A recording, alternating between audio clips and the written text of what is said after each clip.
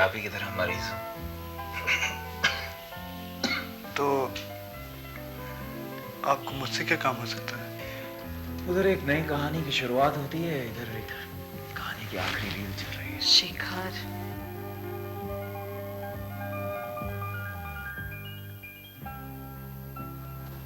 बस ठीक। आपको कोई खास ज्यादा परेशानी होती है आजकल? तो मेरी बेटी से धंधा तो नहीं करवाएगा ना? चुप हो जा चंपा, चुप हो जा। इनविटेशन कार्ड मेरी शादी का। भाई मुबारक हो। कब है शादी? अगले हफ्ते। थोड़ी तुम? हाँ, मैं तुम्हारी डॉली। हम लोगों पर इतनी बड़ी विपदा आन पड़ी है कि हम सभी व्याकुल हैं। तुम इसकी बात का बुरा मत माना करो बहू।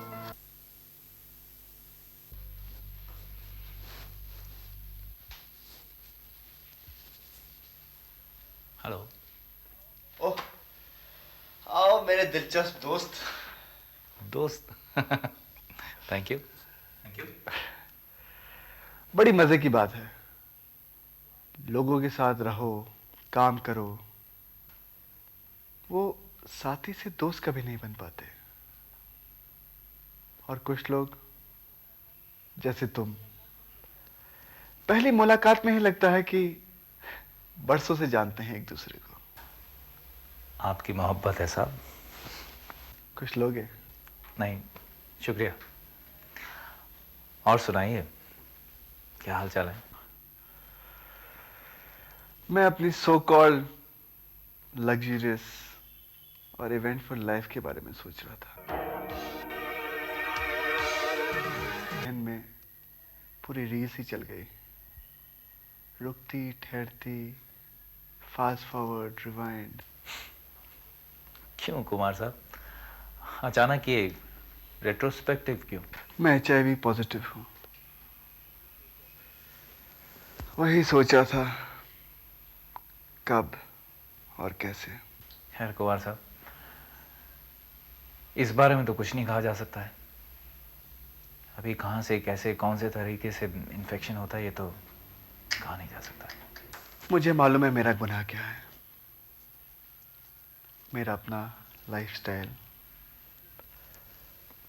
उस दिन जी आपने मुझे पुकारा? जी आपने ठीक समझा। मेरा नाम रुचि है, मैं कॉलेज में पढ़ती हूँ, मॉडलिंग भी करती हूँ और फिल्मों में काम करना चाहती हूँ। आइए गाड़ी में बैठकर बात करते हैं। जी।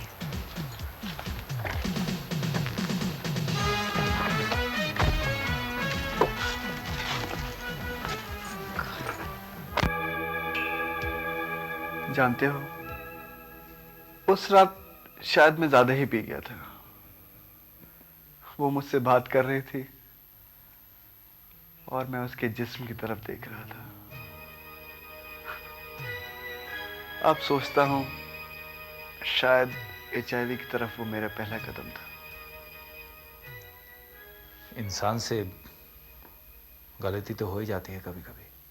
कभी कभी नहीं दोस्त, उस दिन मेरी झिझक निकल गई थी। जिस माहौल में हम काम करते हैं उसमें हमें चांस तो मिलते ही रहते हैं। बस एक बार मैंने अपना रुख उस तरफ कर लिया तो उसी में बह जाता है।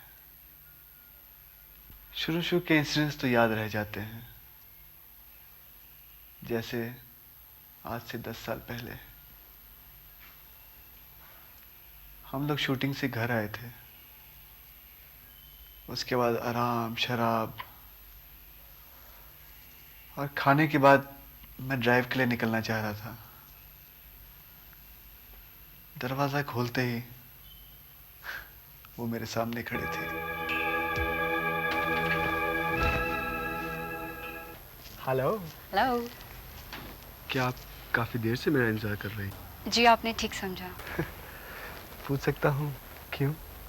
इसलिए कि मैं आपकी फ़ैन हूँ और आपसे मिलने का मौका ढूंढ रही थी, इसलिए आपके पीछे पीछे ऊटी से यहाँ तक आ गई। अच्छा, want to come inside? Let's have a drink. जी मैं शराब नहीं पीती, थैंक यू। ओके, अंदर तो आइए।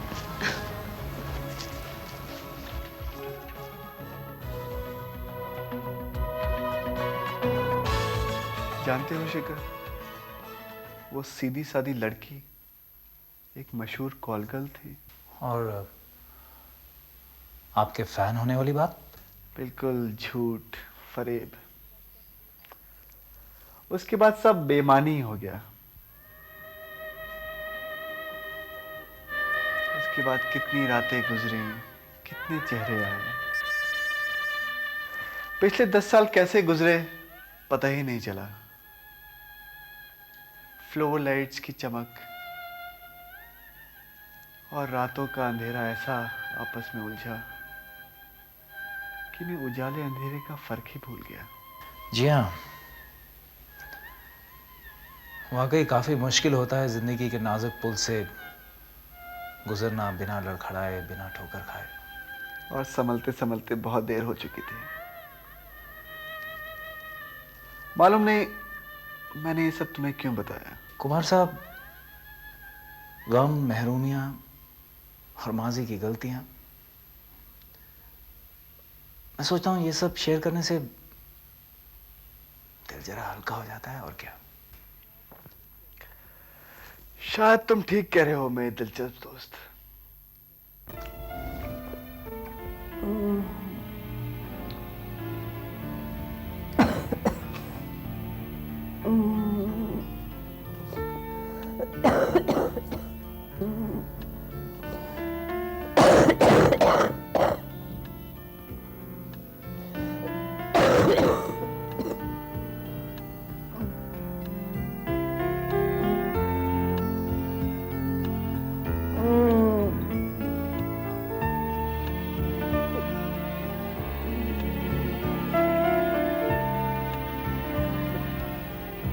चंपा,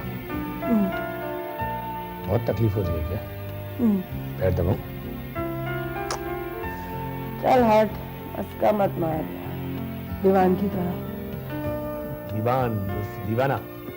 जीतू, ये बता, बचपन से इतना हरामी है या? मैं हरामी तो नहीं, मगर चंपा जी, जब से देखा मैंने तुझको, मुझको हरामी बन गया। तू तो हंसती भी नहीं। मैं तुझसे दरअसल एक बात पूछने आया था। ये बता, तेरी जिंदगी में से ये दीवान का एग्जिट हो गया या उसका कोई सीन बचा है? क्यों, तुझे क्या मेरी लाइफ की स्टोरी से? मैं सोच रहा था कि क्यों ना चंपा देवी और जितेंद्र कुमार उर्फ जीतू अपनी स्टोरी शुरू कर लें। क्या, कैसी स्टोरी? अरे वही लव स्टोरी। अबे ओ छिपकली के बच्चे, ऐसी लात मारूंगी कि गिरेगा जाकर अपने बिस्तर पर। चलो, तेरा भेजा मत खा।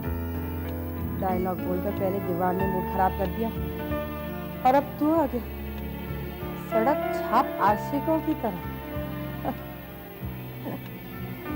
अरे मैंने बहुत देखे तेरे जैसे चवन्नी के आशिक और दोहन्नी के उनके डायलॉग। जा। अरे डॉक्टर सलीम से बात की है, पता है वो कह रहे थे कि घर बसाने में तो कोई बुरी बात नहीं, तो अगर गाली देती है तो ठीक है। देख चंपा, हम तुम दोनों फिसलती रेत के ढेर पे बैठे हैं, दोनों हाथ थामने एक दूसरे को। जाता है या उठाऊं चप्पल? जा। तेरी मर्जी।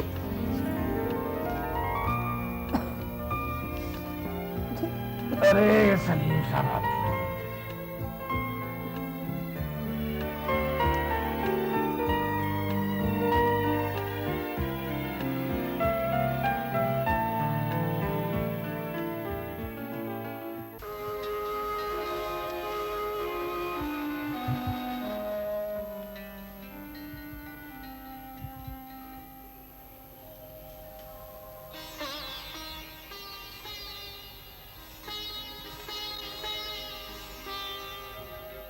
शेखर, मैं जानती हूँ कि तुम मुझसे नफरत करते हो। ये तुम क्या कह रही हो बहू? हाँ माँ जी, हाँ, मैं हूँ इस काबिल कि सब मुझसे नफरत करें। पहले अरविंद नफरत करता था और अब शेखर। और अरविंद तो मेरी अपनी कोख से जन्मा था। पुष्पा, तुम होश में नहीं हो। होश होश तो अब आया है mister Jagmohan Sehgal, when it is too late। जेकर प्लीज मुझे माफ कर दो, प्लीज। मैं ही अभागी हूँ कि मेरे दोनों बेटों ने मुझे प्यार के काबिल नहीं समझा। मैंने हमेशा तुम्हें अपनी नजरों से दूर रखा, और जब तुम करीब आए भी तो मैंने तुम्हारी पीड़ा नहीं समझी। मुझे माफ कर दो। भगवान के लिए चुप हो जाओ बहू। कैसे चुप हो जाऊंगा? ये शब्द मैंने हमेशा चाहा। कोई मुझे प्यार से पुकारे, अपना समझकर माँ पुकार। सिर्फ एक बार, सिर्फ एक बार।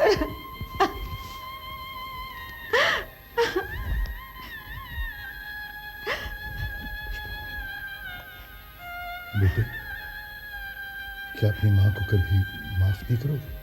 अपनी माँ? मतलब? अरे भाई, किन ख्यालों में खोए हो? अरे चाय नहीं पिलाओगे? अरे जरूर, क्यों नहीं। राम सिंह, चाय ले आना दो, बैठिए। ये लीजिए डॉक्टर सलीम, सीमा की फिल्म के लिए एक और नया एंगल। अच्छा। अरे वो सीमा कहाँ है आजकल? बहुत दिनों से दिखाई नहीं दे रही है? क्या कोई टेंशन चल रहा है? नहीं, ऐसी कोई खास बात तो नहीं। बिजी होंगी अपने फिल्म के चक्कर में। लाइए मैगजीन दिखाइए, क्या है? हाँ हाँ, लो, तुम्हारे लिए तो लाया। Reported AIDS cases amongst camel riders of Jaisalmer. जी हाँ, फॉरेन टूरिस्ट के डेस्टिनेशन इंडिया में ताज के बाद latest attraction. You mean camel riders in Jaisalmer? खैर, मजाक तो अलग। जानते हो, हिप्पी किस्म के गैर मुल्की सयाह जैसलमेर आते हैं और वहीं के होकर रह जाते हैं। और सुनने में ये भी आया कि उन्होंने अपनी एक बस्ती बसा ली है वहाँ। मगर ये लोग करते क्या है वहाँ पर? मशरिक से सूरज की गर्मी लेते हैं और रामा कृष्णा के लैंड में चरस और गांजे के दम लगाकर अपने अपने ट्रिप पर रहते हैं। इसका मतलब वो लोग ड्रग्स लेते हैं नीडल्स के इस्तेमाल से? हो सकता है। लिखने वाला ये भी लिखता है कि promiscuous sexual relationship between foreign female tourist and these Rajasthani man is the reason. जाहिर है फिर ये सब जो राजस्थानी मेल्स हैं वो अपने घर जाते होंगे बीवियों के पास, और उससे फैलता होगा HIV। ऑब्वियसली। अब शुरू हो जाता होगा एक मौत का तांडव। अरे 11 बज गए, राउंड पर नहीं चलना है? हाँ ये श्योर, जाना तो है। मैं जरा अपने कमरे से स्टेथोस्कोप लेकर आता हूँ। हेलो, हाँ डॉक्टर सलीम बोल रहा हूँ। जी हाँ, राजेंद्र हॉस्पिटल, डॉक्टर सलीम, कहिए। हाँ डॉक्टर सरवत, हाँ हाँ जयपुर से, यस आई नो।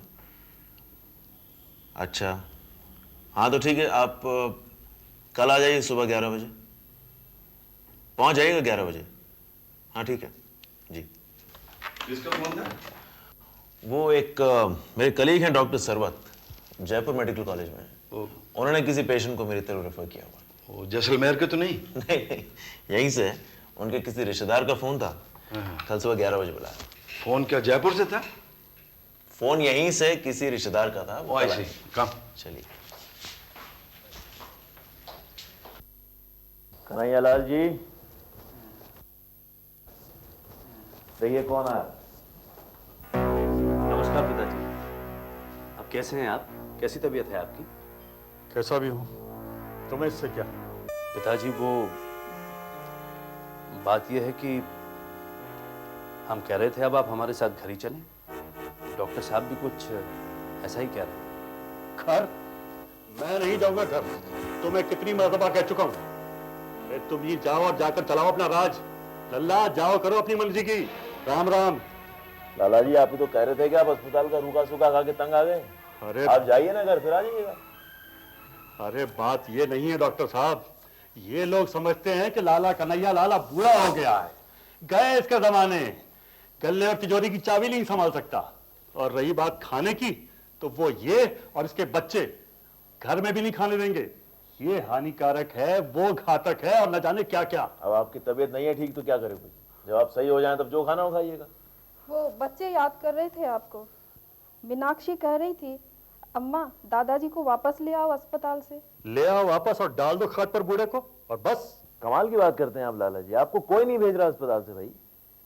अच्छा बताइए तबीयत कैसी है आपकी? मुझे सिस्टर ने बताया कि आप काफी मरतबा टॉयलेट गए थे।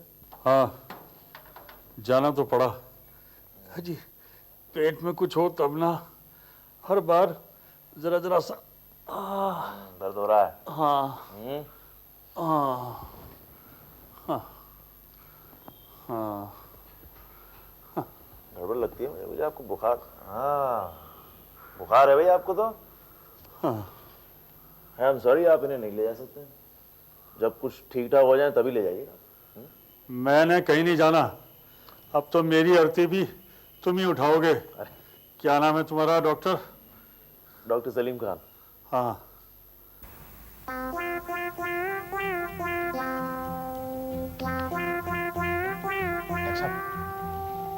क्या बात है बोलो। मुझे आपसे कुछ प्राइवेट बात करनी है। प्राइवेट बात कर? ठीक है तो फिर अंदर आ जाओ।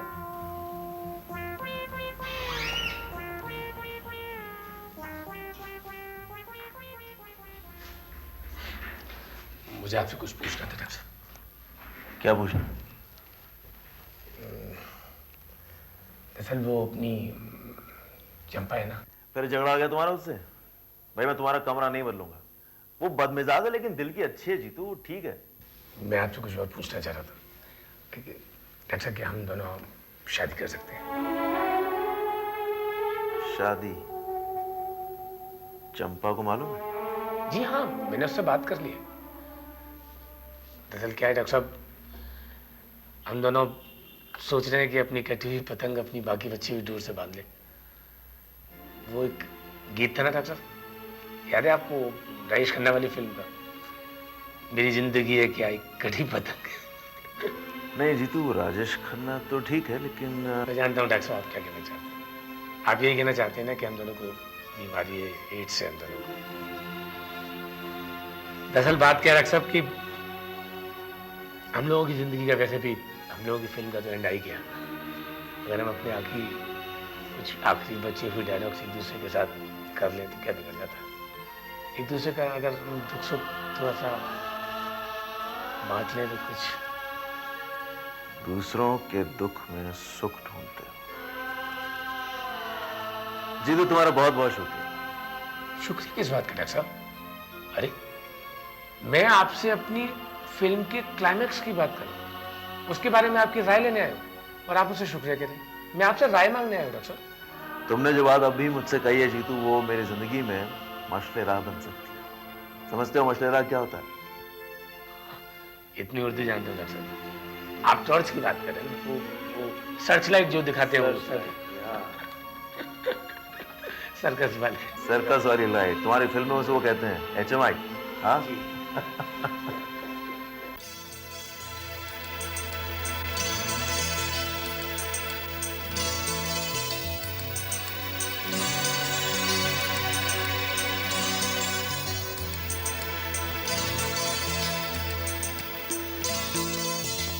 जीवन क्या है, चलता फिरता एक खिलौना है।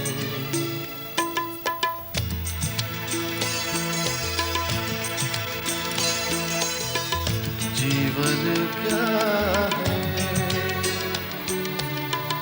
चलता फिरता एक खिलौना है।